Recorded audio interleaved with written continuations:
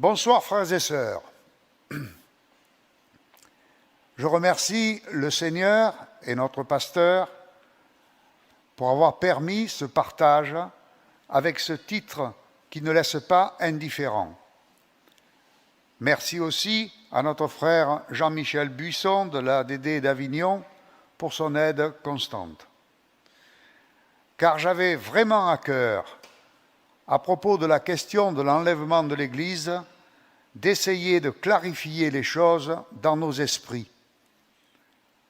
Après une dizaine d'exhortations depuis 2016 sur ce sujet.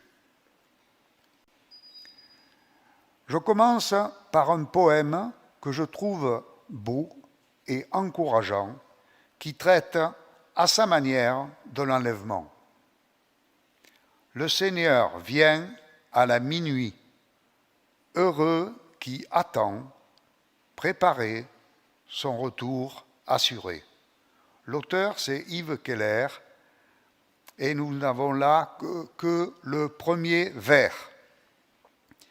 J'ai bien aimé ce poème lu le 30 novembre dernier dans le calendrier de la Bonne Semence pour inciter à veiller.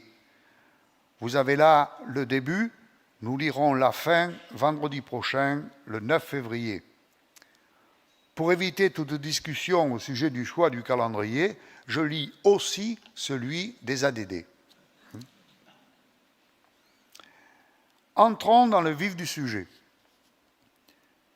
Alors que j'étais en pleine préparation de l'exhortation pour le 24 novembre « Dieu donne », je me rendais compte, comme vous, que l'actualité mondiale était très mauvaise, avec un réchauffement climatique préoccupant, une pollution galopante, une situation internationale exécrable et un dérèglement des mœurs aussi rapide qu'inquiétant. Jamais, en 15 ans de suivi mensuel de la situation mondiale, même au moment de la pandémie, les dérèglements à ce niveau n'avaient constitué pour moi un ensemble aussi négatif et aussi grave, certains points étant irréversibles. Je voulais donc faire un nouveau point sur le sujet du retour du Seigneur, d'autant plus que les tentatives récentes pour préciser la date de l'enlèvement se sont succédées, ce qui risque de provoquer une véritable confusion dans les esprits des chrétiens. Et puis, j'ai éprouvé le besoin de clarifier les choses, comme je viens de le dire, en essayant de faire le tri entre ce qui est certain bibliquement et ce qui révèle des hypothèses et des interprétations. Mais, curieusement, je ne parvenais pas à donner un titre satisfaisant à cette nouvelle exhortation.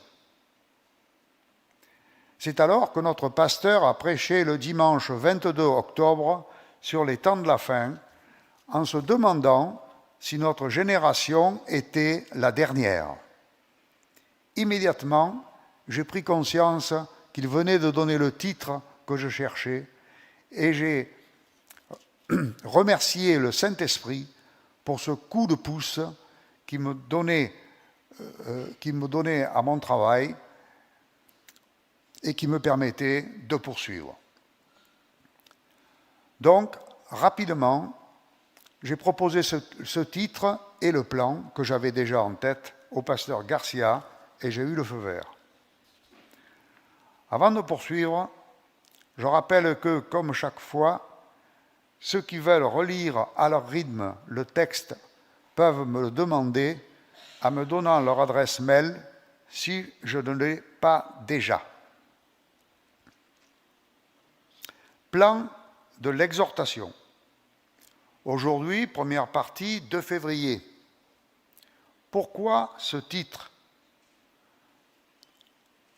2. Rappel des données essentielles concernant l'enlèvement de l'Église. 3. Exemple d'erreurs commises dans les tentatives pour donner des dates. 4. Pourquoi Dieu ne veut pas que nous connaissions ni le jour ni l'heure. Deuxième partie, 9 février. 5. La portée des signes précédant l'enlèvement est donnée par le Seigneur lui-même. 6. Quand le Seigneur viendra-t-il chercher son Église? Listez les événements concrets dont nous disposons. 7. Conduite à tenir pour être prêt. Et la conclusion. Donc, pourquoi ce titre « Sommes-nous la dernière génération » Je l'aime bien. Pourquoi? Pour ceux qui viennent de se convertir et qui connaissent mal la parole de Dieu, il est énigmatique. Pourquoi ce terme de dernière génération? Pour ceux qui connaissent un peu, mais pas plus, ils attendent les arguments qui peuvent justifier cette question. Pour les experts, ceux qui connaissent bien la Bible, ils se demandent ce que je vais bien pouvoir dire de nouveau. Bref, la question posée dans le titre stimule l'attention, et c'est évidemment le but recherché. Ce titre fait référence à l'enlèvement de l'Église. Le dimanche 22 octobre, notre pasteur avait fait référence aux propos du Seigneur lui-même qui, après avoir décrit un certain nombre de signes précédant l'enlèvement de l'Église, confère Matthieu chapitre 24, a ajouté « Quand vous verrez tout cela, sachez que le Fils de l'homme est proche, à la porte.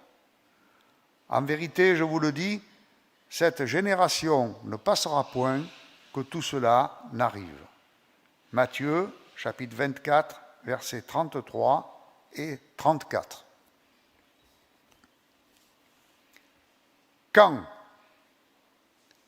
C'est évidemment la première question qui vient à l'esprit, puisque Jésus s'exprimait ainsi il y a environ 2000 ans, ce qui couvre un grand nombre de générations. Nous allons donc rappeler quelques données essentielles pour situer l'enlèvement dans l'histoire de l'humanité.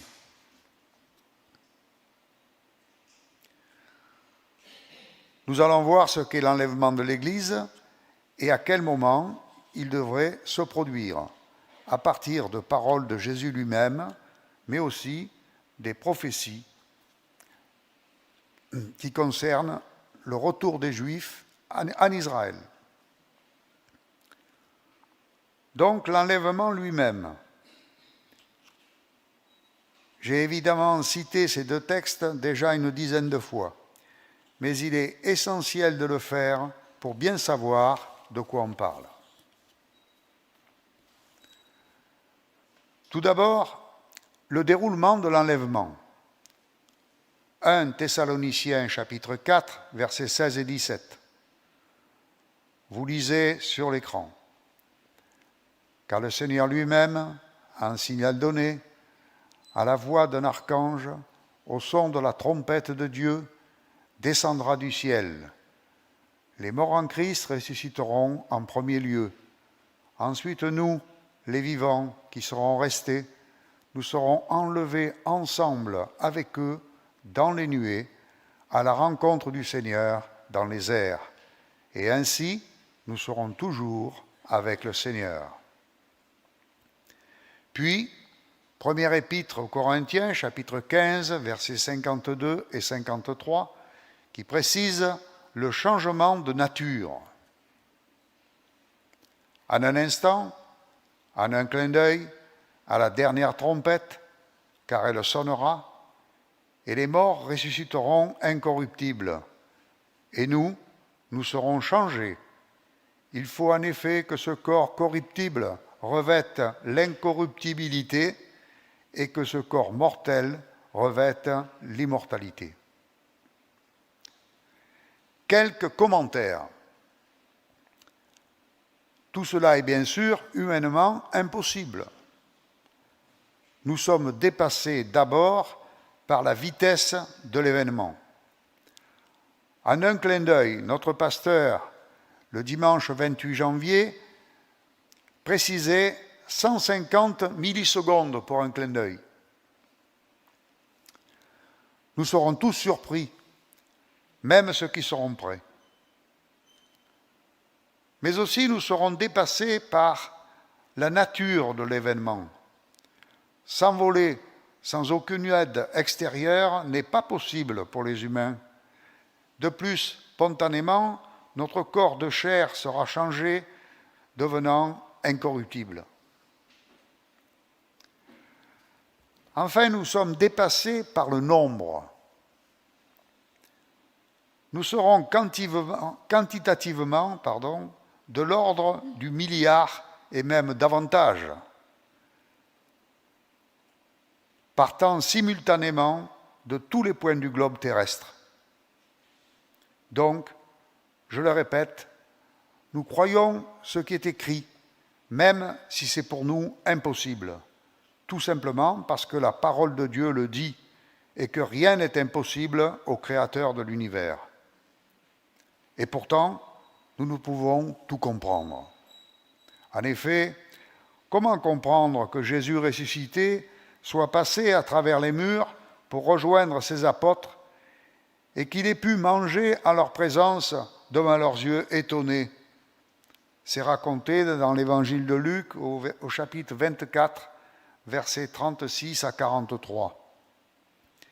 J'ai déjà donné cet exemple que je répète, car je ne peux toujours pas comprendre. Lors de l'enlèvement, nous revêtirons la même nature que Christ ressuscité et nous serons avec lui. Jean chapitre 14, versets 2 et 3. Quand aura lieu cet enlèvement? À la fin des temps de la fin. Alors, que sont les temps de la fin? Le temps biblique est divisé en 3 grandes périodes d'environ 2000 ans. Avant le millénium. La première va d'Adam à Abraham, la seconde jusqu'au ministère du Christ, la troisième constitue à partir de la croix les 2000 ans du temps de la grâce. Or, vers la fin de ce temps de la grâce, au XXe siècle, donc vers la fin de ces 2000 ans, on a assisté à l'accomplissement de prophéties concernant le retour des Juifs en Israël, dispersés depuis l'an 70. En particulier, prophétie d'Ézéchiel, chapitre 36, verset 24. Mais pas seulement, il y a plusieurs prophéties. Je vous retirerai d'entre les nations, je vous rassemblerai de tous les pays, et je vous ramènerai sur votre territoire. Ézéchiel, je le rappelle, vivait en captivité entre environ l'an moins 600 et moins 550 avant Jésus-Christ. Bref, c'est une prophétie qui court sur 2500 ans environ. Énorme. Nous constatons donc que cette prophétie a commencé à s'accomplir sous nos yeux. Je suis né en 1944, ça a commencé en 1947. Et le retour des Juifs se poursuivra jusqu'à l'enlèvement de l'Église, et même jusqu'au retour du Seigneur en gloire. Ce retour des Juifs a donc été significatif depuis 1947, avec l'indépendance d'Israël en 1948, sans capitale, et ces dates servent de point de départ des temps dits de la fin, qui précèdent l'enlèvement de l'Église. mais nous y reviendrons. Autre donnée essentielle, les paroles prophétiques de Jésus-Christ. Rappelons aussi que les chrétiens s'attendent au retour du Seigneur au bout d'environ 2000 ans. Pourquoi ? Un jour, Jésus a dit à des pharisiens, « Voici, je chasse les démons et j'accomplis des guérisons aujourd'hui et demain. Et le troisième jour, ce sera pour moi l'achèvement. » Évangile de Luc, chapitre 13, verset 32. Nous avons déjà expliqué qu'en ce temps-là, Jésus a poursuivi son ministère au-delà des jours suivants. Mais on comprend qu'il s'agit de jours de 1000 ans, comme nous le rappelle l'apôtre Pierre. 2 Pierre, chapitre 3, verset 8, « Devant le Seigneur, un jour est comme 1000 ans, et 1000 ans comme un jour. » Quant au troisième jour de 1000 ans, il s'agit du règne du millénium, situé après les 2000 ans du temps de la grâce, et l'intermédiaire de 7 ans du règne de l'Antichrist, ce dernier étant situé entre l'enlèvement et le retour du Seigneur en gloire. Nous sommes bien dans la période prévue pour l'enlèvement. Et certains ont prétendu donner des dates.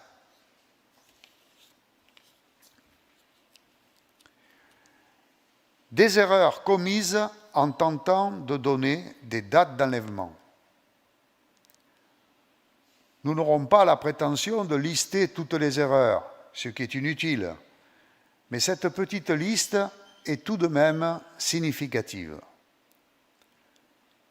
Tout d'abord, l'hypothèse déjà fausse de l'enlèvement en 2023. J'avais déjà présenté cette hypothèse en juin 2022 dans le cadre de l'exhortation intitulée « L'enlèvement ». Cet auteur fait un parallèle entre les 6 jours de la création et les 6 fois 1000 ans de l'histoire de l'humanité, sans compter le millénium. Ainsi, il part d'Adam, environ moins 4000 ans, et compte 2000 ans jusqu'à Abraham, puis 2000 ans jusqu'à la croix, qu'il situe à plus 30, avec la naissance du Christ à moins 4. Puis, il s'appuie sur la prophétie d'Osée. « Venez, retournez à l'Éternel. Il nous rendra la vie dans 2 jours. Le 3e jour, il nous relèvera et nous vivrons devant lui. » Osée, chapitre 6, versets 1 et 2. Pour l'auteur de cette hypothèse, il faut comprendre, après les 2000 ans de mort spirituelle d'Israël, c'est-à-dire depuis la croix, ils reconnaîtront celui qu'ils ont percé lors de son retour en gloire, confère Zacharie, chapitre 12, verset 10, et vivront avec lui pendant le millénium. Il ne reste plus à l'auteur, qui compte en chiffres ronds, de rajouter 2000 ans à l'an plus 30, soit donc 2030. Comme le retour en gloire de Jésus se déroule à la fin de la dictature de l'Antichrist, il soustrait les 7 ans de la durée de la dictature.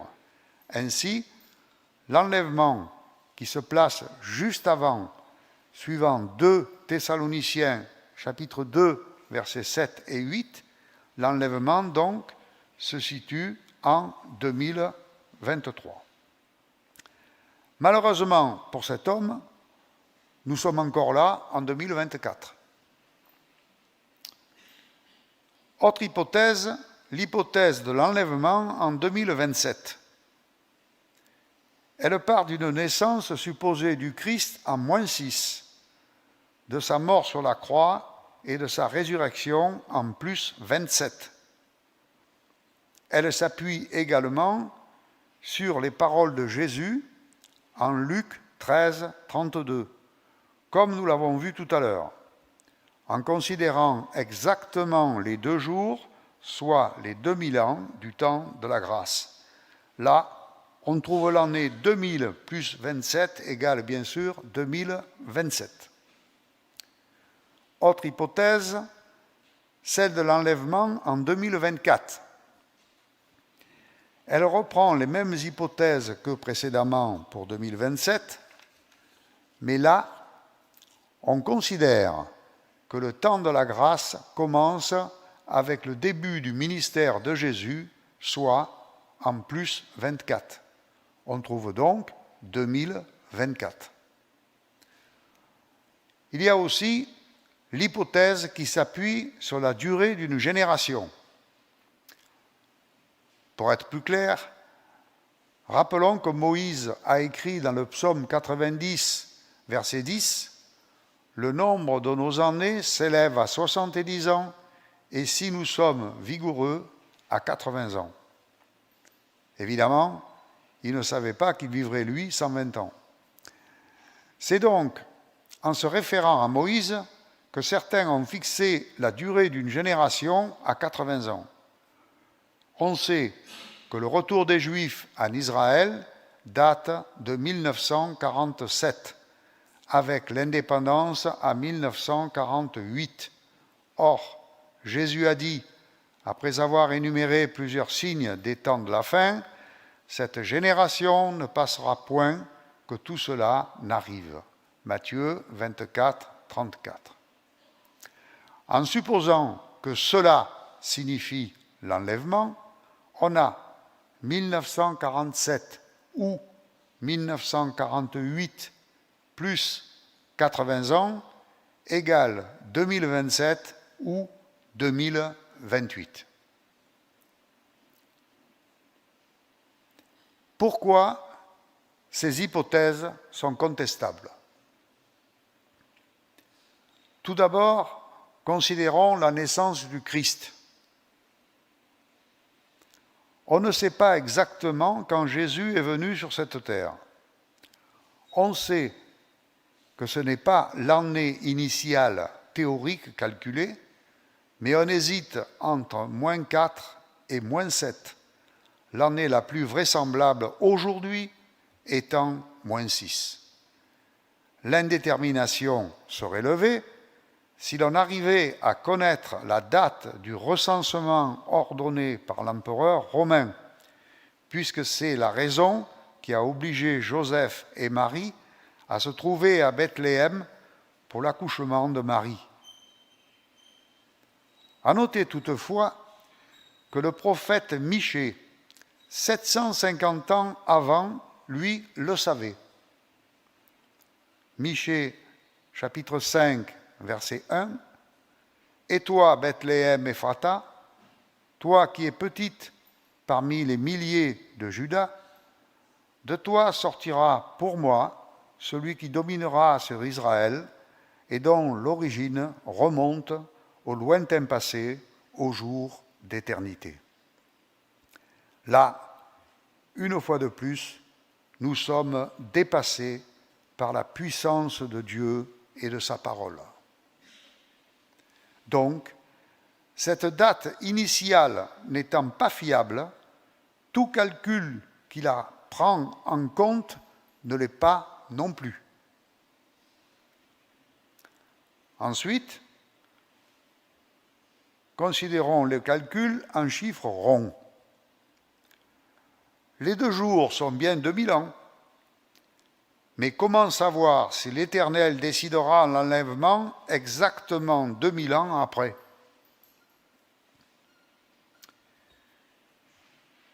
Puis, quelle date choisir pour le retour des Juifs?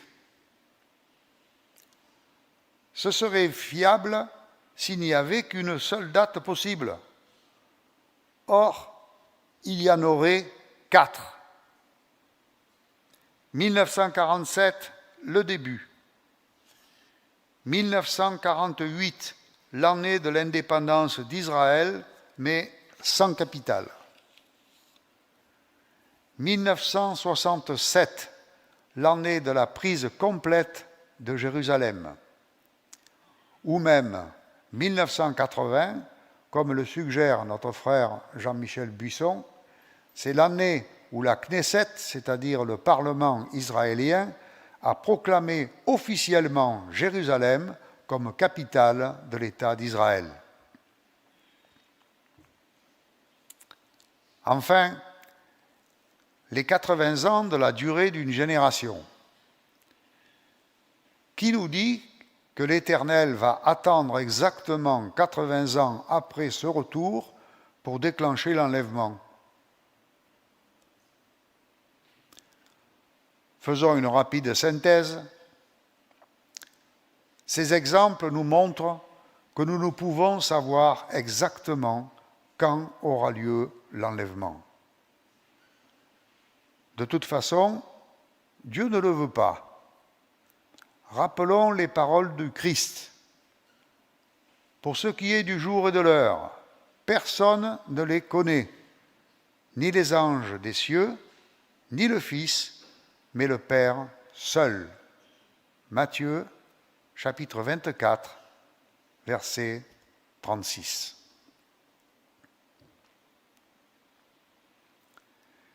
Pourquoi Dieu ne veut pas que nous sachions avec précision quand aura lieu l'enlèvement?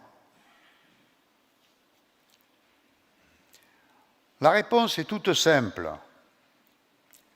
Dieu ne veut pas que l'on sache parce qu'il nous aime et ne veut pas que nous souffrions inutilement. Il veut ainsi nous protéger. J'ai déjà raconté dans l'exhortation de juin 2022 ce que l'on ressent quand on croit savoir, après avoir lu le livre qui développe l'hypothèse de l'enlèvement en 2023. On est d'abord transporté de joie en constatant que la date est assez proche. On est imprégné du bonheur du salut. Puis, dans un second temps, on commence à réfléchir aux conséquences pratiques.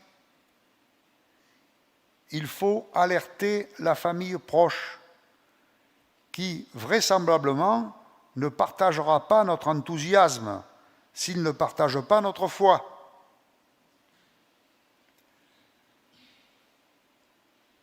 Et cela paraît compliqué de convaincre quelqu'un qui n'a pas la foi.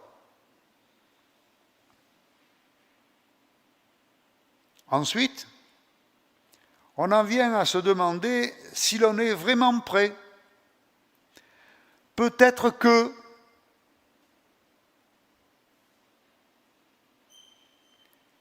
Et plus le temps passe, plus on est perturbé. Seul le retour à la raison permet de se calmer. Voilà donc ce qui nous guette quand nous voulons savoir ce que Dieu ne veut pas.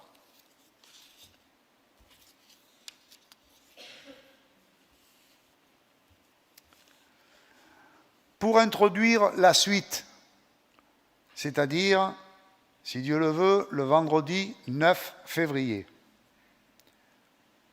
Nous venons de revoir dans la parole de Dieu comment se déroule l'enlèvement.